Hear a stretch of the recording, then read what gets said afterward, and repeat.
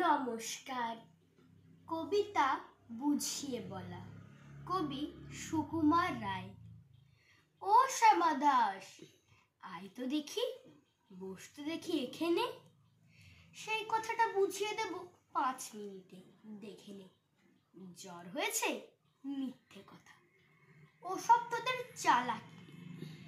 এই যে বাবা চেঁচাচ্ছিলি, শুনতে পাইনি?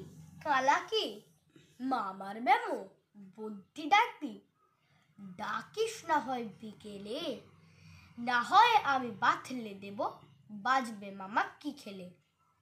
আজকে তোকে সেই কথাটা বোঝাবো, না বুঝবি তো মগজে তোর গজাল মেরে গজাবো। কোন কথাটা তাও ভুলেছিস? ছেড়ে দিছিস হাওয়াতে? কি বলছিলে পরশু রাতে বিষ্ণু বসের দাওয়াতে? ভুলিসনি তা বেশ করেছিস, আবার শুনলে খেতে কি। বড় যে তুই পালিয়ে বেড়াস, মারাস নে যে ওইদিকে। বলছি দাঁড়া, ব্যস্ত কেন? বস তাহলে নিচুতেই। আজকালের এই ছোকরাগুলোর তর্স হয় না কিছুতেই। আবার দেখো, বসলি কেন? বইগুলো আর নামিয়ে। তুই থাকতে মুটের বোঝা বইতে যাব আমি? সাবধানে আন, ধরছি দাঁড়া। সেই আমাকেই ঘামালি, এঁকেছি কোরাক কেলে সত্যকোষ্টা নামালি। ঢের হয়েছে, আয় দেখি তুই, বস তো দেখি এদিকে। ওরে গোপাল, গোটা কয়েক পান দিতে বল খেদিকে।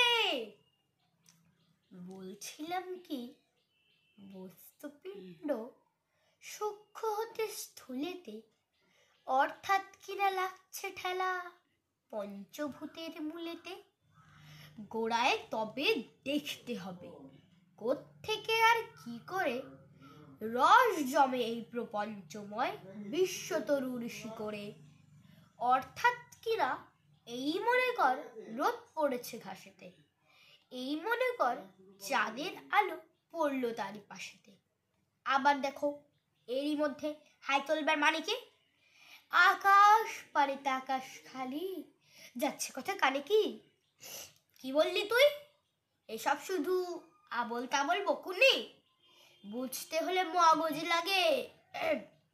বলেছিলাম তখনই, মগজ ভরা গোবর তোদের হচ্ছে ঘুটে শুকিয়ে যায় কি দেওয়া কোনো কথা তার ভিতরে ঢুকিয়ে। কি বললি তুই? ও শ্যামা দাস, উঠলি কেন? কেবল যে চাস পালাতে, না শুনবি তো মিথ্যে সবাই, আসিস কেন জ্বালাতে? তত্ত্ব কথা যায় না কানে যতই মরি চেঁচিয়ে, ইচ্ছে করে ডান পিটেদের কোন মূলে পেছিয়ে। নমস্কার।